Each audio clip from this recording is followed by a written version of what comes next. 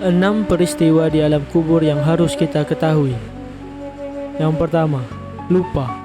Orang yang meninggal dunia itu seperti kita bangun dari mimpi. Tapi bedanya kita kini bangun dari mimpi kehidupan selama kita hidup sampai meninggal. Dan tiba-tiba saat arwah kita dikembalikan ke jasad, kita tiba-tiba lupa sejenak dan baru sadar kalau kita sudah meninggal.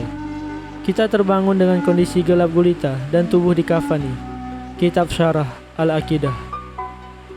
2. Gelap. Setelah sadar kita sudah meninggal, kita benar-benar dalam kondisi yang sangat gelap gulita, sendirian dan benar-benar ketakutan.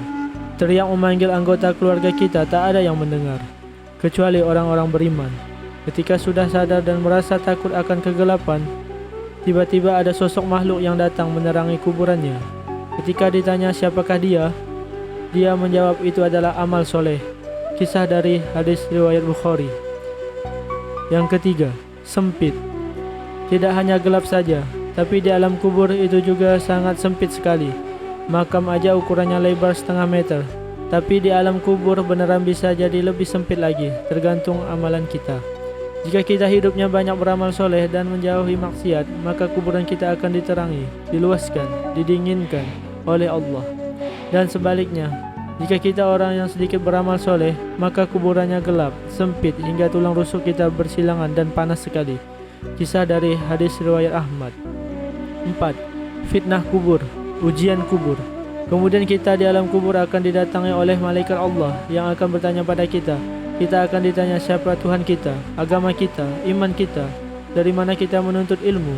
Enggak ditanya kerjamu apa, gajinya berapa, tinggal di mana. Benar-benar menjadi suatu fitnah mengerikan bagi orang yang enggak bertakwa pada Allah. Kisah dari hadis riwayat Ahmad. 5. Lidah yang berbicara. Dan lebih ngerinya lagi ketika ditanya, mulut kita itu diam. Yang berbicara itu lidah kita. Jadi kita enggak bakal bisa bohong. Dan yang menjawab benar-benar dari level ketakwaan kita sendiri. 6. Azab, nikmat.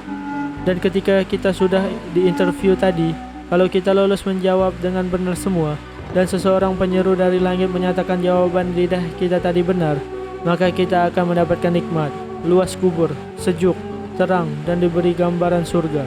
Serta kita enggak sabar ingin segera dunia kiamat dan segera bisa masuk surga.